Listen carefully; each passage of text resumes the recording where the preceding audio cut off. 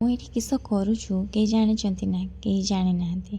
ମୁଁ ତ ନିଜେ ଜାଣିନି, ଆପଣମାନେ ଜାଣିବେ କି ନ? ମୋତେ ନା ଆଜି ବଡ଼ ଜୋର ଭୋକ ନାଗିଥିଲା।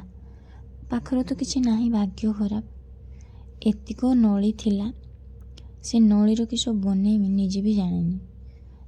ତେଲ ବି ଭାଗ୍ୟକୁ ଏତିକ ଥିଲା, ଏତିକ ତେଲକୁ ଢାଳିକି ନଳିକାକୁ ଛାଙ୍କୁଛୁ। ତାପରେ ଆଗକୁ କିସ କରିମି ଭାବିମି। ଆକ୍ଚୁଆଲି ରୋଷେଇଟା କିସ ମୁଁ ନିଜେ ବି ଜାଣିନି।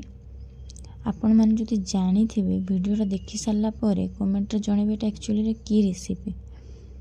ନଳିଆକୁ ତ ଛାଣି ଛୁଣା ଦେନି, ଅଳ୍ପ ଟିକେ ତେଲର ଛାଣି ଛୁଣା ଦେନି। ଭୋକର ତ ପେଟ ଯେ ଜଳିଲାଣି, କିଛି ଖାଇବା ନାଇଁନେ ସରିଯାଇଛି ଆଜି। ଏଗୁଡ଼ାକ କୁରକୁରି ଗୁଡ଼ାକ ଛାଣି ଛୁଣା ଦେନି। ମିକ୍ସଚର ଟିକେ ଥିଲା, ସେ ମିକ୍ସଚରଟାକୁ ପକେଇଦେନି। ପକେଇ ଦେଇକି ବାଦାମଟାକୁ ଭାଜି ଦେଇକି ପକେଇଦେନି, ଅଳ୍ପ ବାଦାମ ଆଉ ନାହିଁ ନା।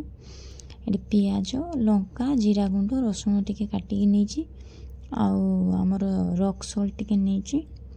ଦେଇକିନା ତାକୁ ଭଲସେ ଦଳିଦେମି। ଦଳିଦେନି, ତାପରେ ଟମାଟୋ ସସ୍ ଟିକେ ଥିଲା ତାକୁ ପକେଇଦେନି। ପକେଇ ଦେଇକି ତାକୁ ଗୋଳେଇଦେମି। ଆକ୍ଚୁଆଲି ଏଟା କିସ ରେସିପି? ଏଟା ଚାଟ୍ ରେସିପି ନା ନଳି ଚାଟ୍ ନା କିସ? ପ୍ରସ୍ତୁତ ହେଇଗଲା ବାସ୍।